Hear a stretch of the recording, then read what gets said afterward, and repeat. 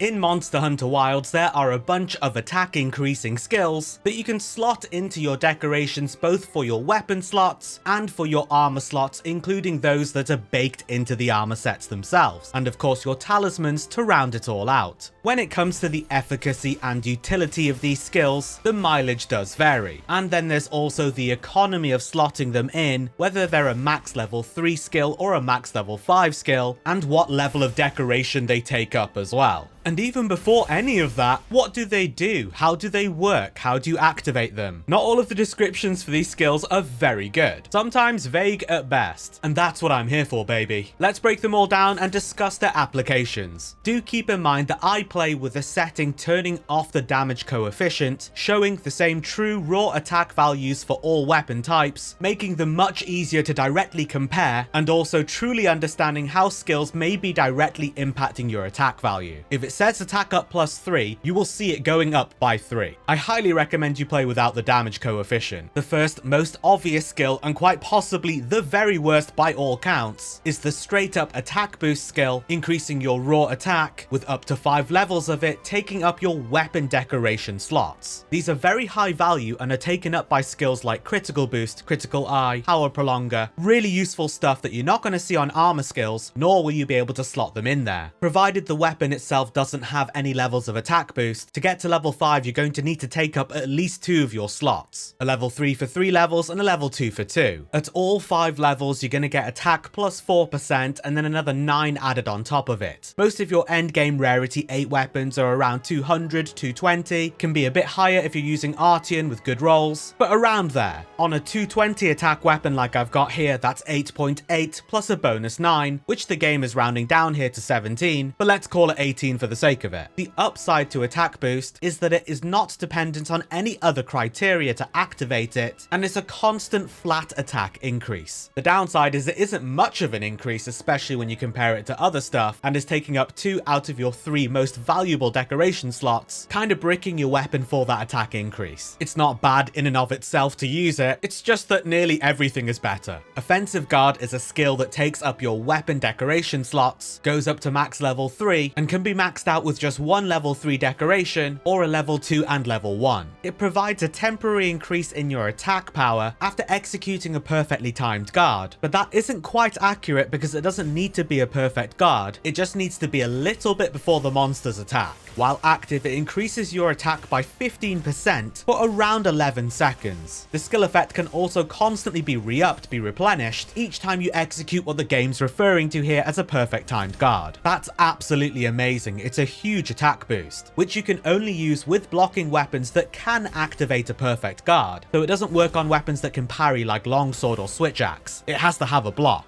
Activating Offensive Guard takes my 220 attack weapon up to 253 for 11 seconds every single time. It's absolutely amazing and one of your top skills for weapons like Sword and Shield or Lance. It's amazing on all of them, but more so the ones where you block frequently, so I think it'll be a lot more useful on something like Gun Lance than perhaps Charge Blade, where you're in axe form doing your Savage Axe a lot more than you are blocking in sword form. For the good matchups, this is effectively a 15% permanent attack increase. Unreal. Counter-Strike is an armor skill which temporarily increases attack power after being knocked back. And that really means like blown away, not just knocked over. It's max level 3 and takes up level 2 decoration slots, but also can be found in gear like Dragon King Eye Patch. It's very low cost and easy to slot. At level 3, it increases your attack by 25 for 45 seconds, with level 1 being 30 seconds and level 2 being 35 seconds. Anytime the skill is reactivated, the buff can be replenished, restarting the timer from the top. Where the skill really shines is that it can activate on moves with hyper armor,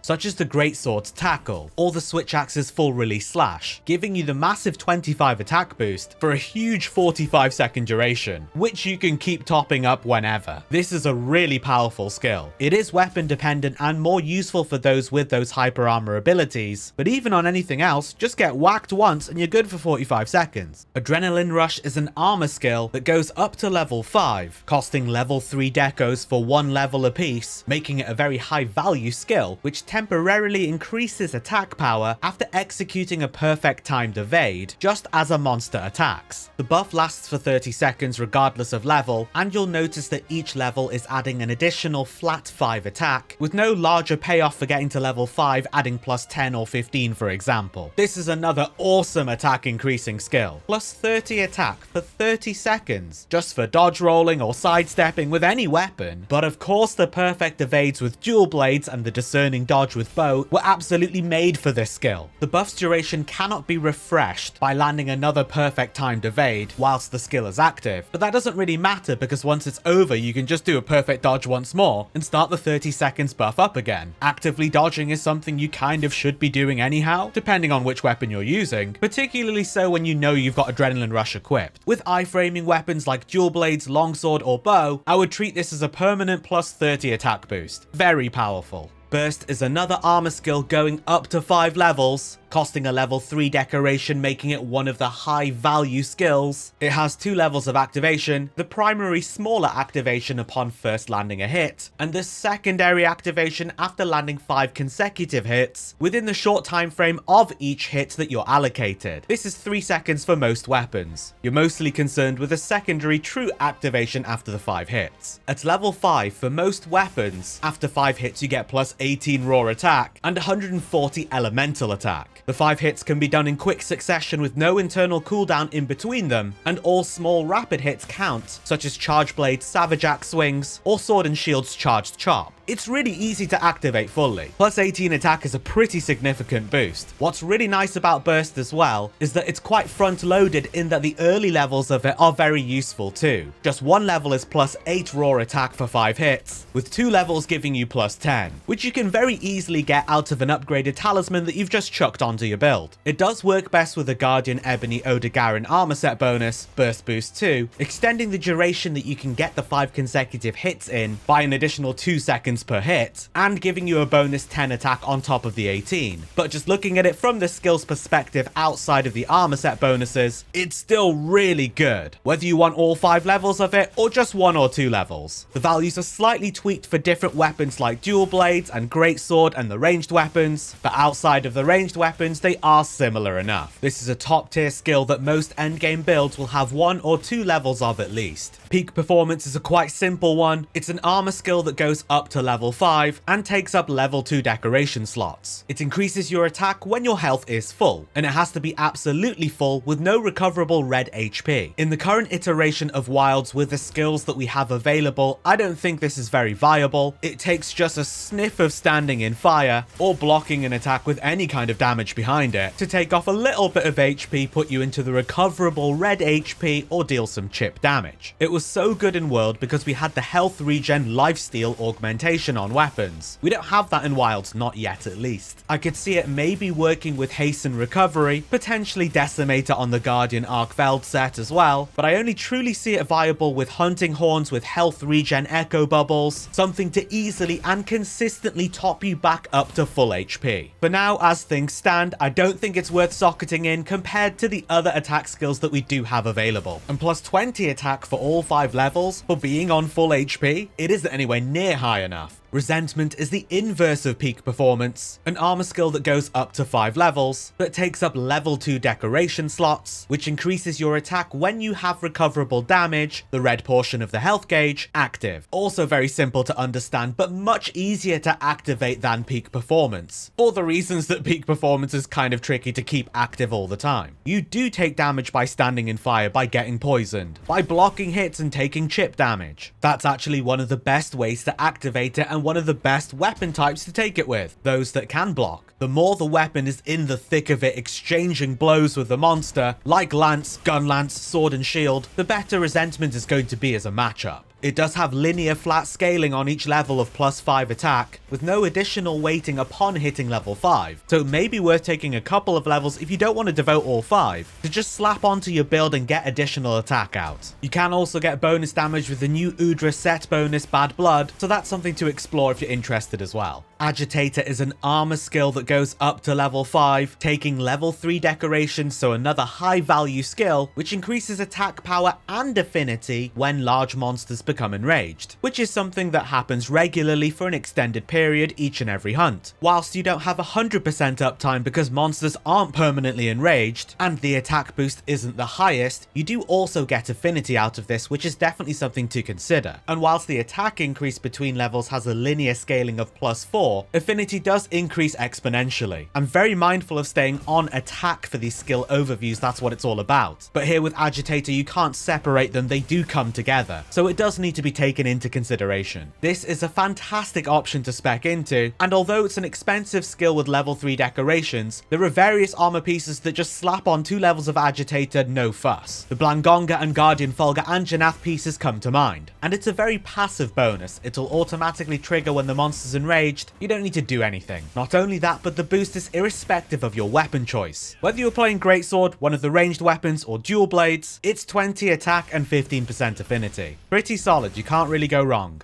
Foray is an armor skill that goes up to level 5, takes up level 3 decoration slots, so it's an expensive skill, which increases attack power and affinity against large monsters that are afflicted with poison or paralysis. It's weighted towards level 5, where you get plus 15 attack and 20% affinity when the skill is active. And there lies the problem: when the skill is active, it's very easy to paralyze monsters in wilds, but even if you get 3 or 4 off in a hunt, the paralysis duration is only for a very short window. Specing in all of those level 3 skill slots that you could be using on other things for a pretty small attack boost with a nice juicy affinity boost, sure, for just a few seconds. Same with poison. It doesn't last very long, and once a monster has been afflicted with the status effect, there's diminishing returns and it becomes that much harder to afflict them with it again. Even if you're bouncing between poison to paralysis, it simply suffers with very poor uptime. Unless you want to use it just for the fun of it, which is absolutely a legitimate reason, I'd say Foray is one to avoid. And to finish us out, Heroics is an armor skill that goes up to level 5, taking level 2 decoration slots, and is heavily weighted on the 5th final level, actually transforming what the skill does. It increases attack power and defense when your health drops to 35% or lower, but at level 5 the attack boost is massive and it eliminates the defense boost entirely, increasing your attack by 30%. A massive amount. Listen, if you're that much of a god at the game that you can stay at 35% HP or lower, and just not get hit and benefit from this 30% attack increase, all the power to you. That's absolutely insane, go for it. I think for the vast majority of players, like 99.9%, it isn't very practical, it isn't really viable. Firstly, because of course that low HP is very dangerous, you're liable to cart a lot, and secondly, when you're actually trying to stay on a certain amount of low HP, you realize just how many healing sources there are. Whether it's Hasten Recovery or Decimator or your Palico, you have to go out of your way not to get healed. If you think you can make it work, go for it. I just don't think it's very practical. And that's a wrap on all of the attack boosting skills that I could see. Hopefully the overview, summary, and application discussion is useful to you. What's your attack boosting skill of choice? Let me know in the comments. And if you do enjoy my Wilds videos, subscribing is free and a great way to show your support. But either way, thanks for watching, and until next time, I'll see you in the Forbidden Lands.